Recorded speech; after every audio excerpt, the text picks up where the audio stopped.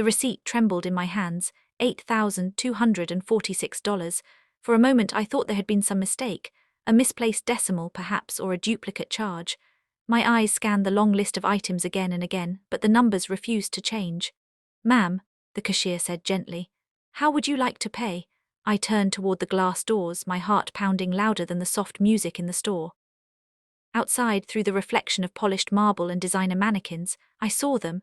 My son Armin leaning against the car, scrolling through his phone, and beside him his wife Zara, adjusting her sunglasses, laughing at something on her screen.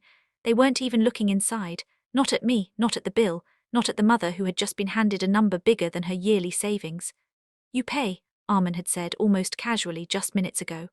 "We'll wait in the car." The time I had laughed, thinking it was a joke. It wasn't, it hadn't always been like this. Armin used to be the kind of boy who would run to the door when I came home, his small arms wrapping tightly around my waist.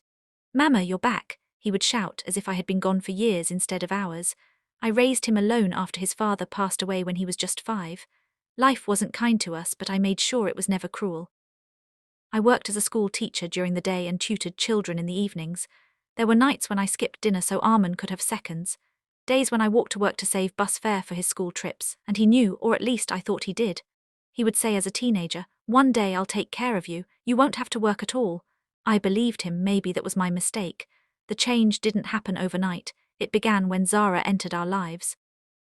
She was beautiful, no doubt about that. Elegant, well-dressed, with a way of speaking that made everything sound like a performance. The first time I met her, she hugged me lightly, her perfume lingering long after she stepped away. "Auntie," she said with a polite smile, "Armin has told me so much about you." Her eyes, they didn't match her words, they measured, they calculated. I ignored it. Love makes you blind, they say, but a mother's love makes you willingly blind. After their wedding, Armin insisted I move in with them. "Why would you live alone, Mom?" he said. "This is your home too." First I felt grateful. The house was large, modern, filled with things I had only ever seen in magazines, but slowly the warmth I expected never came. Zara had rules. "Please don't use this set of dishes," she would say. "Maybe don't cook today, the kitchen gets messy." "Auntie, could you keep your door closed? The guests don't need to see everything." Things, small cuts.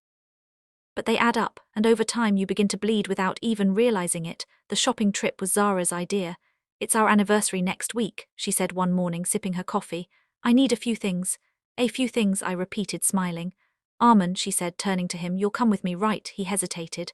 "I have work." "Oh, please," she pouted. "You never make time for me." Then her eyes shifted to me. "Auntie, you'll come too, won't you? It'll be fun." I nodded. I didn't want to feel like an outsider in my own family. The mall was enormous, filled with bright lights and people who looked like they belonged to a different world. Zara moved through it like she owned it. "This one," she said, picking up a designer handbag. "Beautiful," I replied. She didn't look at the price tag, or maybe she did, and just didn't care. One item became two, two became 10. Clothes, shoes, jewelry, perfumes. Each time, she handed the items to the assistant without a second thought. "Put it on hold," she'd say. Armin followed behind her, silent, occasionally nodding in approval. And I trailed behind them, feeling more like a stranger than a mother. At one point I leaned closer to Armin. "Beta," I whispered, "this is quite a lot, isn't it?" He shrugged. "It's just shopping, Mom." "Who's paying?" I asked, my voice careful. He smiled faintly, not meeting my eyes. "We'll see." Something about that answer made my chest tighten. Hours passed. By the time we reached the counter, the pile of items looked absurd. The cashier began scanning. Beep, beep, beep. Each sound felt like a countdown. When she finally announced the total, I felt the ground shift beneath me. $8,246. I turned to Armin instinctively. He was already stepping back. He said, adjusting his watch, "You pay. We'll wait in the car." Zara was already walking away, no hesitation, no discussion, just expectation. And that's how I found myself standing there, the receipt shaking in my hands. "Ma'am," the cashier repeated. I looked down at my purse. Inside was my debit card, the one I had carefully saved over the years, my retirement fund, my safety net, my independence. $8,000 wouldn't empty it completely, but it would hurt deeply. I took a slow breath, and then I did something I had never done before. I smiled. "Sorry," I said calmly. "I won't be paying for this." Cashier blinked. "Excuse me. These items," I continued, my voice steady, "belong to the lady who selected them. She just stepped outside. I suggest you call her back." Assistant hesitated. "But they said—" "I know what they said," I interrupted gently. "But I didn't agree." For the first time in years I felt something unfamiliar, power. There was a brief moment of confusion, whispers among the staff, a call made to security.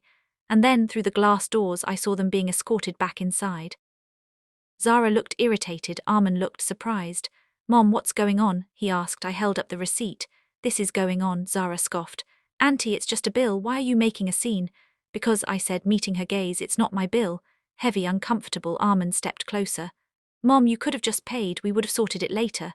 I looked at him, really looked at him, at the boy I had raised, at the man he had become. "When?" I asked softly.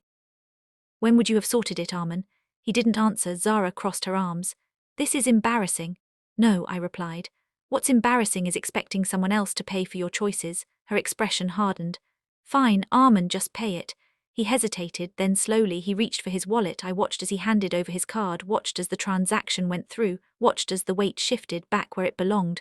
And for the first time in a long time I felt lighter. The drive home was silent. No music, no conversation, just the hum of the engine and the unspoken tension filling the air. When we reached the house, I didn't wait for them. I went straight to my room, and I packed. An hour later I walked into the living room with my suitcase. Armin looked up startled. "Mom, what are you doing?" "I'm leaving," I said simply. "Why?" I set the suitcase down. "Because this is no longer my home." Zara rolled her eyes. "Oh, come on, Auntie, don't be dramatic." I turned to her. "This isn't drama," I said quietly. "This is dignity." Armin stood up. "Mom, you don't have to go, it was just a misunderstanding." "No," I replied. "It wasn't." I walked closer to him. "Do you know what hurt the most?" I asked. "It wasn't the money, it was the assumption," he frowned. "That I would just pay," I continued. "Without being asked, without being considered, without being respected." His gaze dropped. "I didn't raise you to be this way, Armin," I said softly. And that was the truth that finally reached him. Tears filled his eyes. "Mom, I'm sorry." I believed him, but some apologies come too late to change what's already broken. "I love you," I said. "That's why I'm leaving." I moved into a small apartment a week later. It wasn't grand, it wasn't luxurious, but it was mine. And in that quiet space I found something I had lost long ago, peace. Months passed. Armin visited often, alone. He would sit with me, talk to me, sometimes just exist in the same room like we used to. He changed, slowly, but genuinely, and Zara, she never came. One evening as I sat by the window watching the sunset paint the sky in shades of gold and crimson, Armin turned to me. "Mom," he said, "thank you." "What?" "For not paying that bill." I smiled. I said, "The most expensive thing you can give someone is a lesson. Of the story, respect is not a favor, it's a foundation. When you allow others to take you for granted, you teach them that it's acceptable.